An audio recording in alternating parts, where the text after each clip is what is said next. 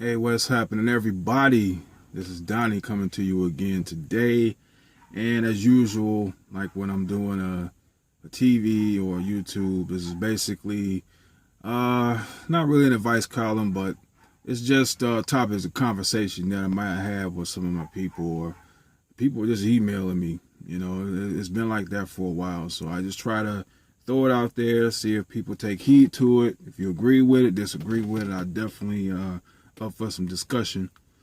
But this one to me is very interesting. I can go an hour on this one.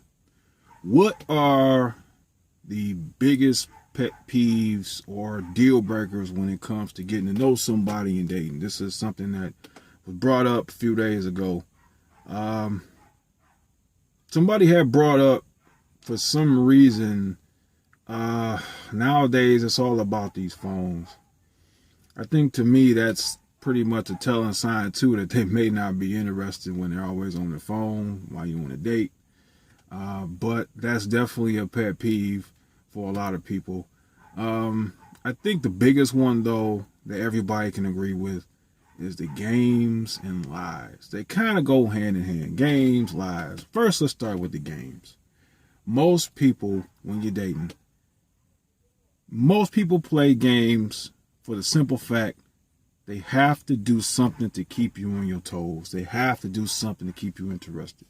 Whether it's some type of form of ghosting or zombieing, where the zombie is where you don't hear from these people in 2 or 3 weeks and all of a sudden they hit you with the, hey stranger, hey big head, whatever. The ghosting is just flat out, they take you off social media, they just disappear. Okay. Or people that make plans, don't really stick to them, promise you this, promise you that. The games. And most people who play games, usually in their mind, they know they don't have anything to offer. Or they're coming in short-handed. So they have to do things to keep you interested. They have to play these little mind games to keep you interested. So a lot of times, if you notice, people who have a lot going for themselves, you know, it's a big catch out to sea, big tuna, they don't really play a lot of games because they don't have to. What you see is what you get. It's as is. Okay, you're buying a brand new Rolls Royce, as is. No dents. Okay? It's the people that's the Chevys, the 1995 Chrysler with the dent in the front. They have to come in with duct tape on. They have to masquerade for a while because they know that they don't, in their mind, they can't come as is.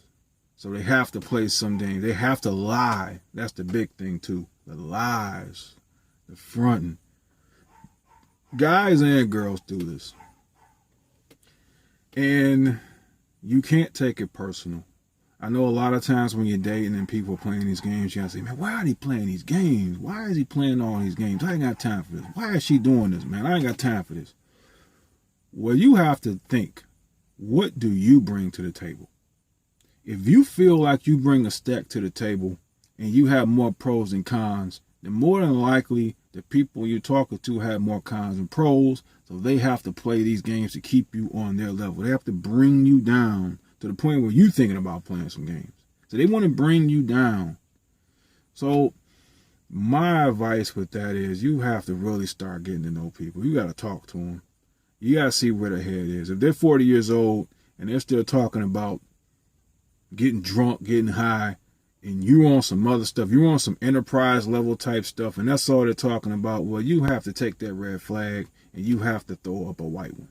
Okay? You have to do the due diligence of getting to know people before you start jumping in, going on dates and spending extra time and making plans. You got to start talking and listening. And that's how you know when you've got somebody that's worth investing some time in. Because a lot of us that have moves and making moves, we're busy. We don't have a lot of time to waste. So to me, conversation is the best way to allocate your time to somebody. Stop just jumping into bed, jumping on dates. No, talk. That's how you do it. All right. So I'm going to have more on this. I'm going to end this one right now. If y'all got any questions, just hit me up in the description. Peace out, y'all.